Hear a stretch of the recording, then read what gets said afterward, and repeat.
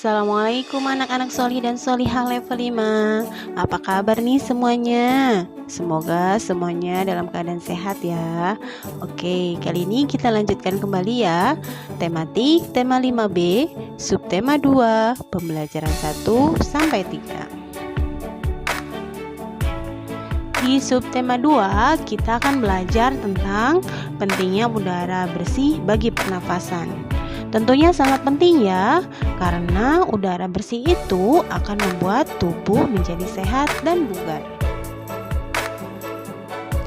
Coba bayangkan nih, kalau kita berada di dalam kondisi lingkungan seperti ini, banyak asap, atau mungkin ada yang pernah merasakannya. Nah, bagaimana rasanya? Pastinya tidak nyaman sekali ya. Nah, itu asap hasil kebakaran yang merupakan salah satu zat pencemar udara. Asap tersebut dapat mencemari udara bersih sehingga kualitas udara menjadi turun, bahkan dapat berbahaya jika dihirup. Udara yang telah tercemar jika dihirup dapat menyebabkan gangguan pada alat pernafasan. Sistem pernafasan kita dapat mengalami gangguan ya. Faktor penyebab gangguan pada sistem pernafasan manusia yaitu yang pertama, lingkungan.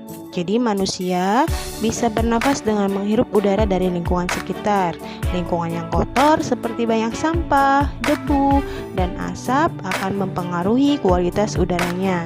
Udara dengan kualitas buruk dan tercemar tidak sehat buat tubuh. Nih, contohnya asap pabrik dapat mencemari udara bersih ya. Yang kedua yaitu penyakit. Nah, beberapa penyakit pada organ pernafasan adalah ada influenza atau flu, bronkitis, tuberkulosis, faringitis, dan pneumonia. Penyakit tersebut dapat disebabkan serangan bakteri atau virus.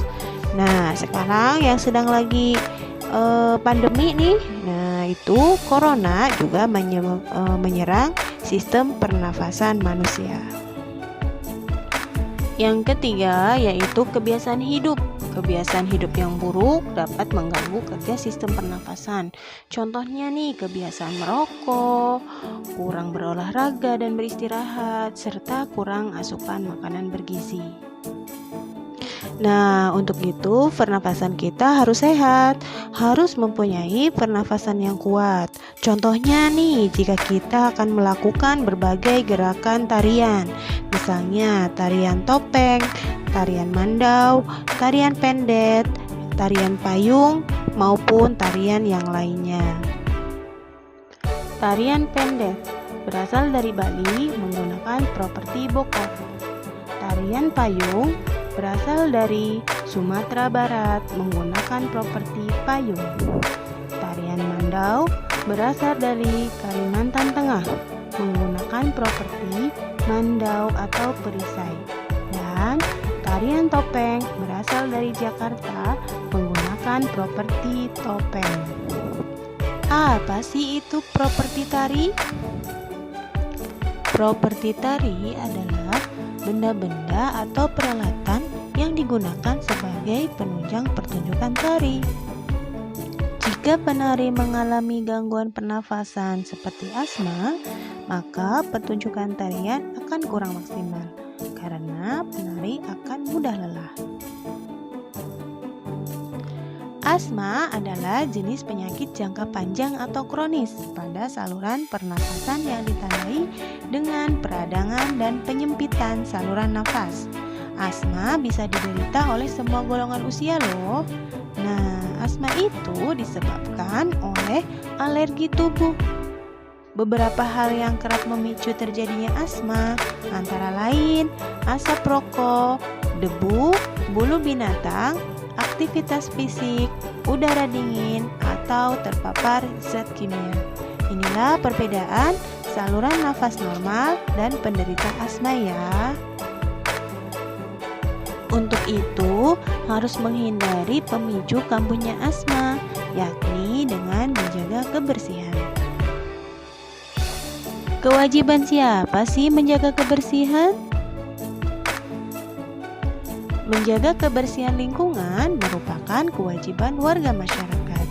Cara menjaga kebersihan lingkungan adalah dengan membuang sampah di tempat sampah dan membersihkan lingkungan dari sampah. Menjaga keamanan lingkungan dan saling menghormati antar warga juga kewajiban warga masyarakat. Jika semua warga masyarakat melaksanakan kewajibannya dengan baik, maka kehidupan bermasyarakat akan berjalan aman, tertib, dan tentram. Hal tersebut bisa terlaksana karena adanya musyawarah antar warga. Dengan bermusyawarah, warga dapat menyampaikan pendapat dan sarannya mengenai suatu masalah dan mencari penyelesaian masalah tersebut secara bersama-sama. Apa saja nih hak dan kewajiban sebagai warga masyarakat yang lainnya? Hak adalah segala sesuatu yang dapat dimiliki dan menjadi wewenang seseorang. Contohnya, kita dapat menjalankan ibadah dengan tenang, dapat bekerja dengan tenang, dan yang lainnya. Kewajiban adalah segala sesuatu yang harus diberikan atau dilaksanakan. Contohnya, saling membantu kepada tetangga dan warga yang membutuhkan bantuan. Kemudian, menjaga kebersihan lingkungan, serta contoh yang lainnya. Nah, kalau hak dan kewajiban siswa sebagai warga sekolah yang baik itu apa saja ya? Salah satu hak siswa yaitu mendapatkan ilmu pengetahuan.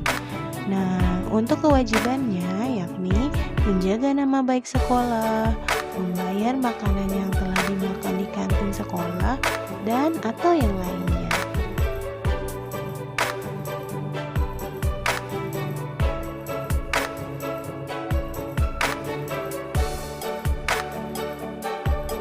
Jenis usaha ada dua macam. Yang pertama, usaha yang dikelola sendiri. Contohnya, usaha perdagangan kecil atau kerajinan anyaman. Yang kedua, usaha yang dikelola secara berkelompok. Contohnya, firma, CV, PT, BUMN, atau